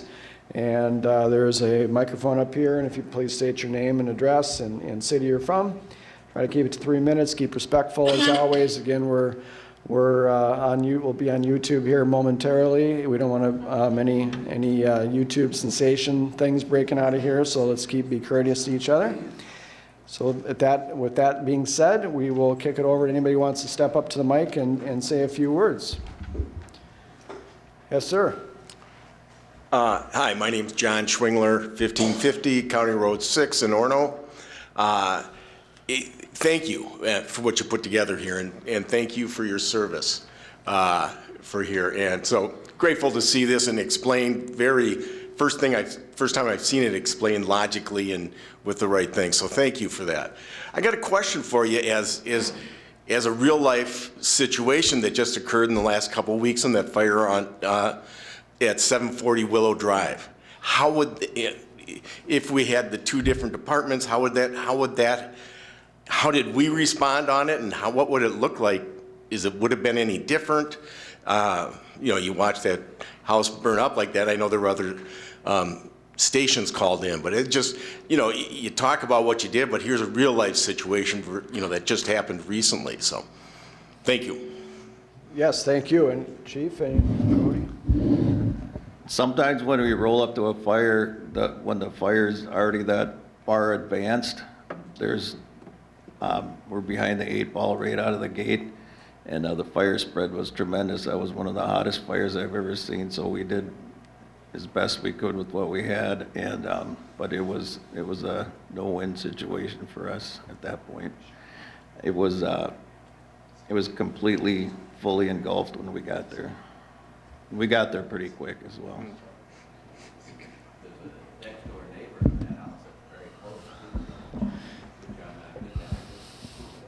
Good. Yeah. In terms of a good response, our first apparatus was on scene in 3 minutes. So had there been a duty crew on shift anywhere, they wouldn't have been there faster than that given the location of our fire station. So when that officer arrived, the garage was already completely consumed by fire, and it was the fire was already spreading into the house. And by the time our first engine arrived, at 8 minutes, nearly the entire house was consumed by fire. So, I think the root of your question is, would a duty crew have done better? It would have been a crew of 2 in an engine. So that crew of 2 with 1,000 gallons of water may have been there a couple minutes faster than our paid-on-call first engine. But the, again, breadth of the department that would have showed up in a normal paid-on-call response would have been the same in either situation, and likely the outcome would have been as well. Thank you. My department would have had the same thing. My department would have sent 3 engines, 2 trucks, a heavy rescue, a medic, and a chief to that. They all probably would have been there within 10 minutes. Probably still would have gone to the ground. There's some fires that are just ahead of you, and you're not going to beat them. Yeah, we had 3 apparatus and just shy of 10 firefighters on scene in under 10 minutes. Yeah, thank you for your efforts on that. And Mother's Day, of course, too. Apologies to the mothers in the room that had firefighters had to leave to go do their duty and fight a fire. So appreciate your work on that, everyone. Next, sir. Yes, sir. Gabriel Jabbour, 985 Tonka Road. I have a couple observations and one question. Well, 2 questions. In your presentation, none of it covered fires on water.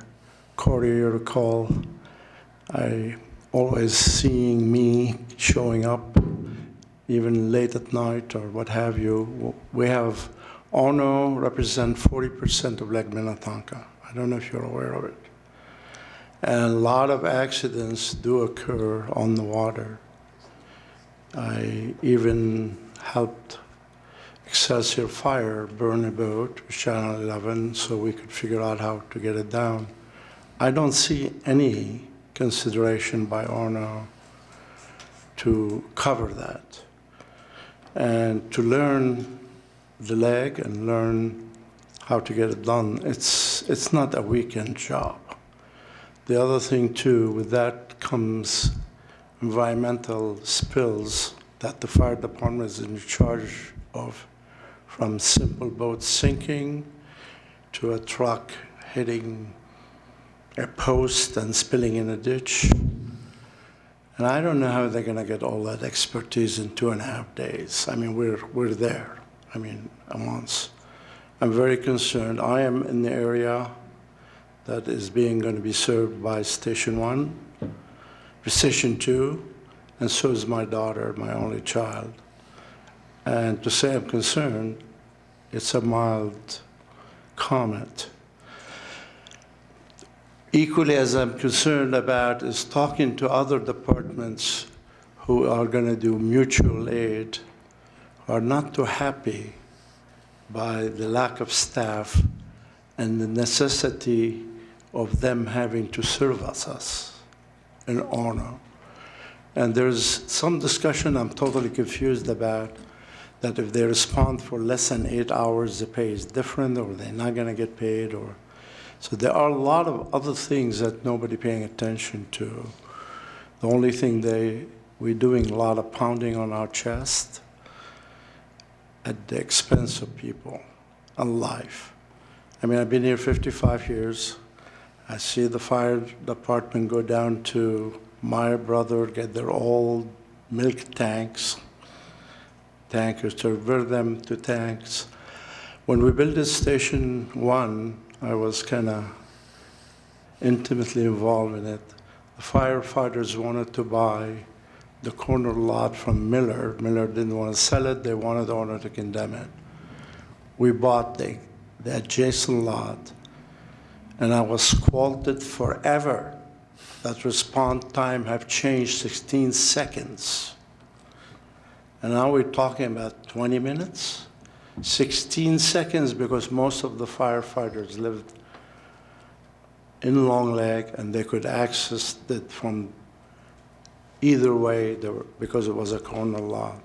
So there are a lot of stuff that we have put in place that I feel is being flushed down the sewage. And I like to get an answer about the mutual aid and how firefighters in the other station get paid.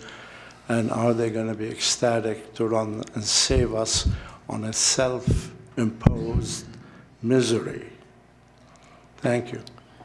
All right, thank you, Mayor Jabour. Any gentlemen, anybody want to take the question about the boat or how that might look after July 1st? Or guesses?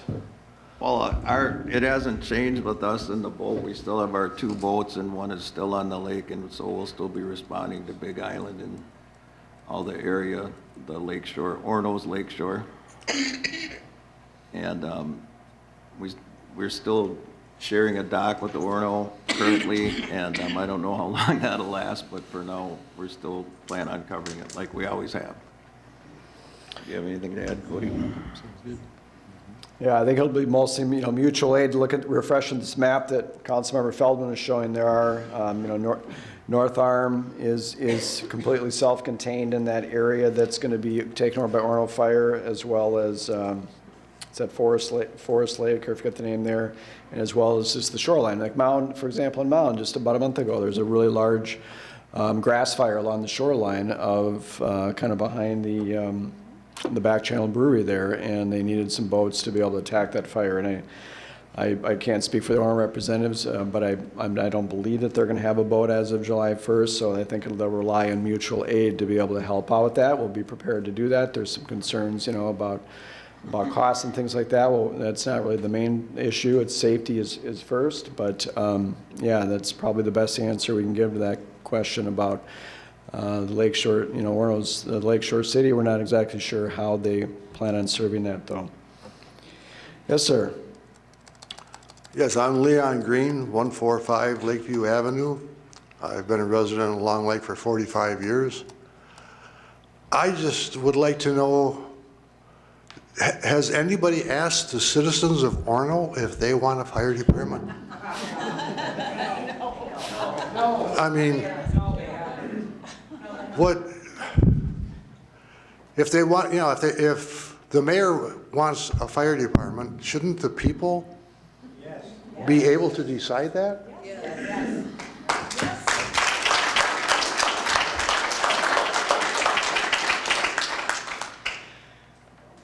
The elections are in November. He said the elections are in November. My name is Pam Vandevecti. I live at 50 Valley View Road here in Long Lake, and I'm reading a statement from my husband, who is Arlo Vandevecti. We're residents of Long Lake since 1974, I think. And he's a retired, my husband is a retired trial attorney, and was city attorney, as a matter of fact, for 20 years, I think. So he speaks with some authority, and I'll do my best. We had a medical emergency, and he's in urgent care with a grandchild, so here we go. Orono's statistical chances of winning this appeal are less than 20%, in his opinion. Standards of review for the appeal are such that Orono must show that the judge either didn't know the law or the facts favor Orono so much that no reasonable person could make the fact findings she made against Orono. Excuse me. Thus, the merits of their chance of winning this appeal are even less. Number 2, and there's only number 3. So why would they appeal? The question begs another important question. Why didn't Orono appeal this injunction within 30 or 60 days after the issuance, like 10 months ago? If you have an appeal that you know you're going to lose in all probability, and you have an election in the fall of 2024, you wait to lose the appeal until after the election. If Orono had appealed right away, they would have lost it by the time the election rolls around in November and look even more stupid than they do now. But now they can say during the election campaign that the judge is wrong and we're appealing. The appeal won't be over till well into 2025. There won't be a trial of the case until the appeal is over. So the appeal is political. It is an unjust waste of valuable judicial time and taxpayers' money for Orono and Long Lake.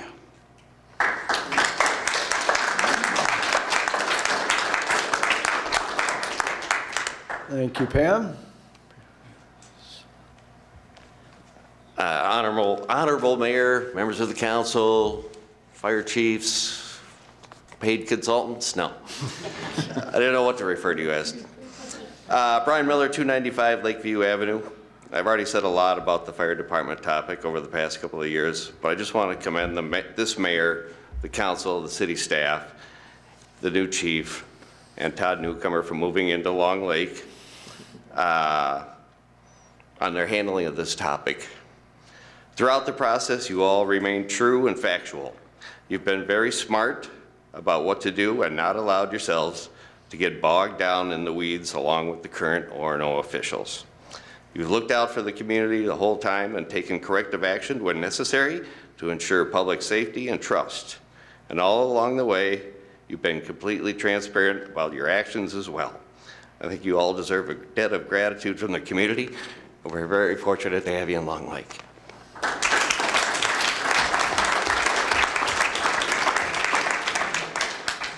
Thank you, Brian.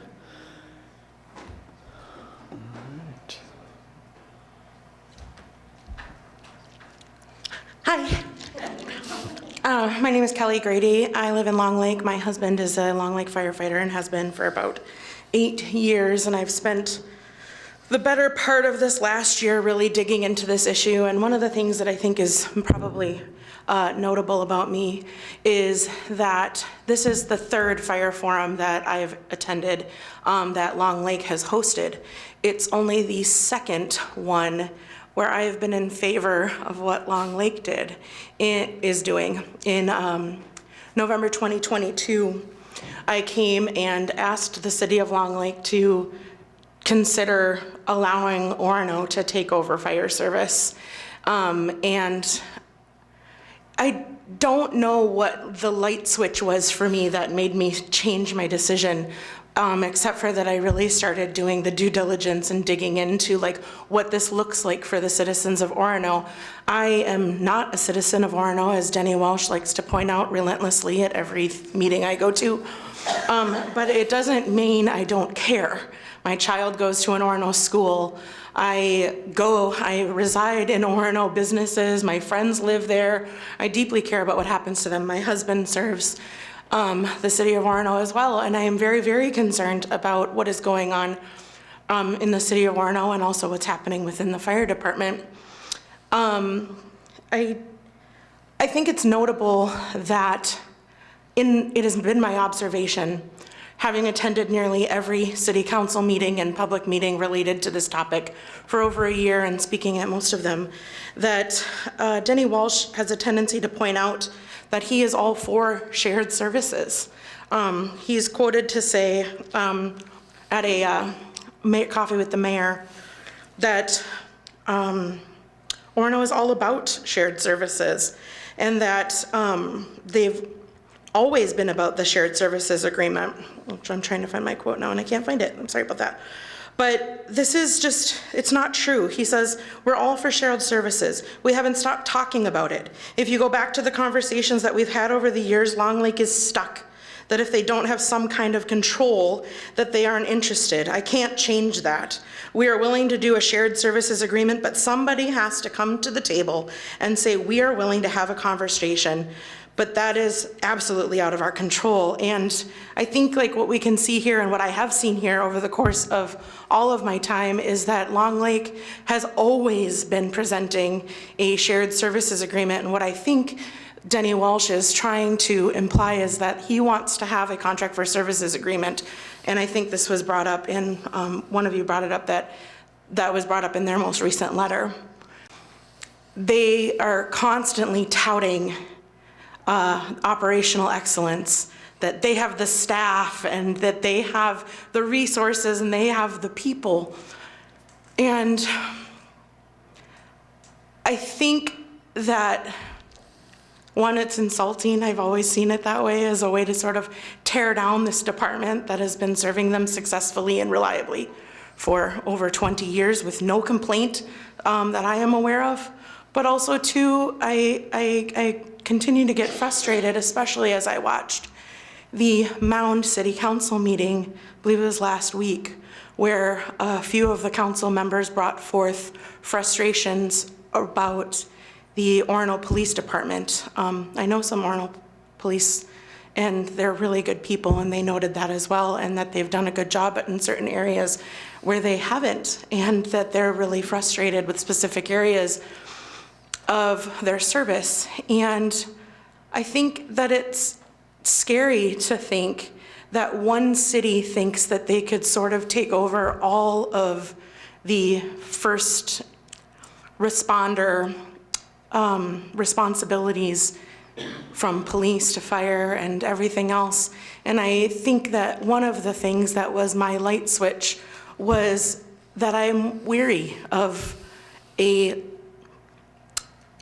leader of an entity that seeks total control.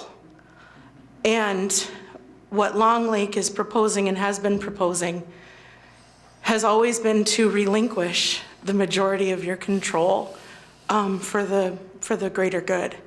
And I would like to encourage Orono citizens to consider that, but also to consider that, as this gentleman pointed out, there has been no public forum hosted by the city of Orono. In fact, there is nothing even allowed in their council meetings where there is a back and forth dialogue, and that is concerning as well, particularly when, according to their own slides and stuff, they are understaffed, and also there has been no budget presented to the citizens of Orono. What you showed here tonight is operational budget, but that has nothing to do with the significant capital investment that's going to have to be made by the city of Orono, and the citizens have no idea what that will be or what it has been. And I can tell you that it's millions and millions already spent without any taxpayer input. So my husband, like as I mentioned, I know my 3 minutes probably up, but my husband's a firefighter, and I believe in investing in the fire department, but I also believe in the power of communities coming together to make sure that we're all safer, so that when my husband runs out of the bedroom in the middle of the night and his pager's going off, I know that the community is safe, but I also know that he is safe. Thank you.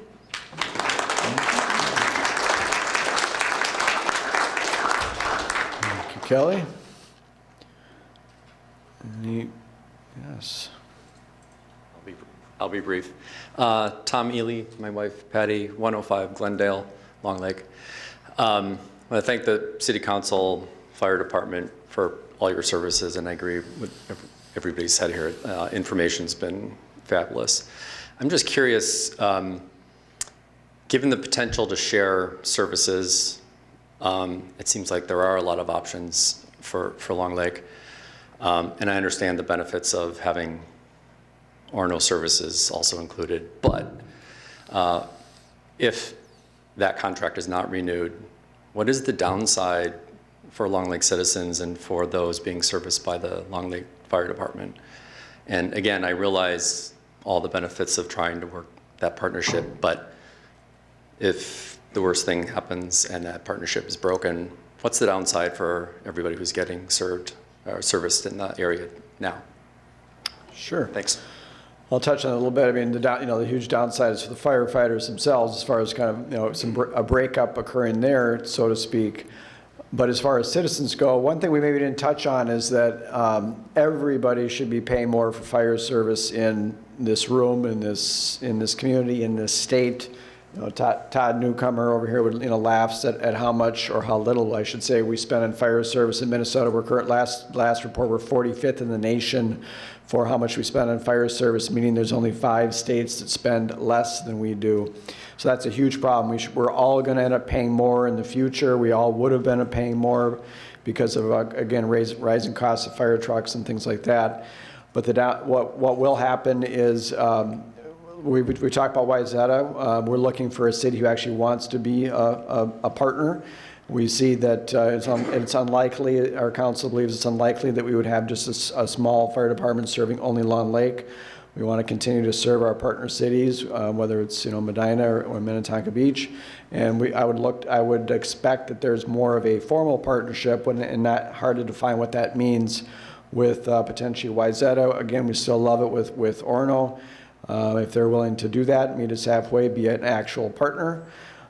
So that's some things are on the horizon, but I would expect that, again, if you're, no matter what city you're in, just expect to be paying more for fire service in the future. We should be paying more for fire service. We should have better equipment and additional training and things like that's needed, and more going to more of a eventually full-time route. There's very few full-time fire departments in Minnesota. I think it's Minneapolis, St. Paul, maybe Bloomington to a certain extent. Fire personnel would know more, but that's way more common in other states, and it's probably eventually 20, 30 years from now, we're probably going to see a different model for fire service in this area or in this state. Thank you. Anybody, anything else to that?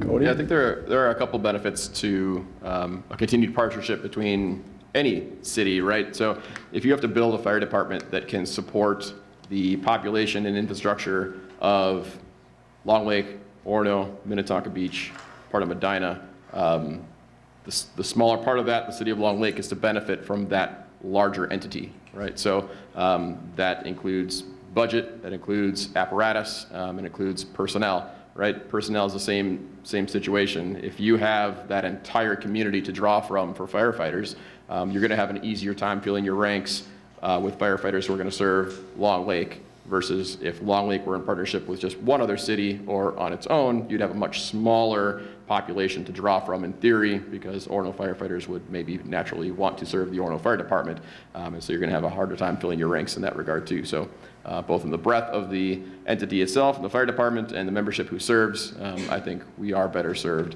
by a larger community effort.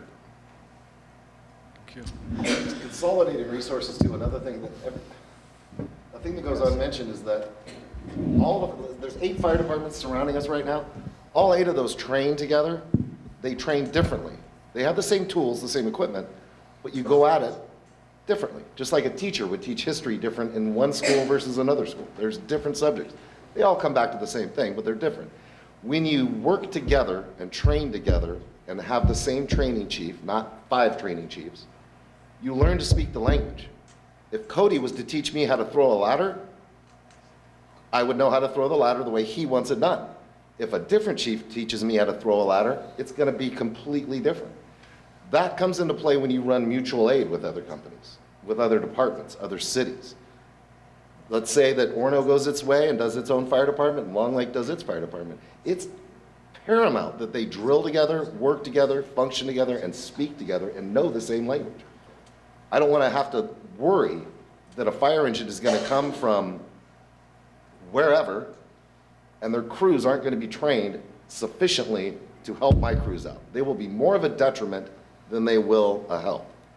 So when you're together and you work together and you function together, like in a shared agreement, like Excelsior or a fire district, everybody works off the same page with the same equipment, the same budget, the same voice, and it just works better. Thank you, Todd. All right, next. I'll be really quick. Kathy Sweetman, 475 Deborah Drive, Orono. And mostly I just want to say thank you to you for putting on this wonderful presentation, incredibly informative. And also, and focus on the community and the community's needs. I also want to thank our former mayors attending who are involved in this project, and thank all of the city council members who have attended tonight, and hopefully you're learning something as well. Most of all, I want to thank the Long Lake firefighters. We have lived here since 1985, raised our kids. 10 years ago, we were right behind a horrible, fatal car crash, and the speed with which people arrived, especially the firefighters and police, and the attention, the care, the way they handled us. So thanks to all of you who are still firefighters, and pass the thanks on to former firefighters. Thank you very much.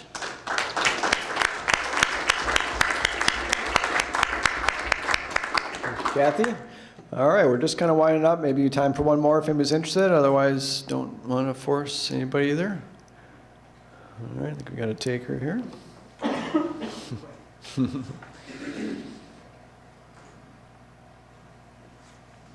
Good evening. I'm Roland Brenny, 3399 Crystal Bay Road. And my partner and I moved out to Orono in 2020. And I grew up in a small town, and we both moved from Minneapolis. And my question is, the presentation tonight was great. You've given me more information than I've gotten from anyone. What is the call to action that we should be doing? I live in Orono, right? What can I do? As well as, what's going to happen? You guys try to answer this question from this man right here. I'm going to ask a more direct question. It's July 2nd. I'm in that service area. I call 911. Who's going to show up? Are you going to show up? Are they going to show up? I don't know, because there is no business continuity that is saying Orono should be like giving us, at least the residents, mailings. This is what's going to happen. Are people testing this? They're actually coming out and doing work. And so I'm wondering, what's going to happen since the contract with Long Lake is until 2025? Are you both going to show up? Because I really don't know. I really don't know if something happens. And I would ask anybody in our service area, what's going to happen? I have a feeling there's going to be 2 fire trucks or no fire trucks. That's what I think is going to happen, but I'm not sure. Thank you.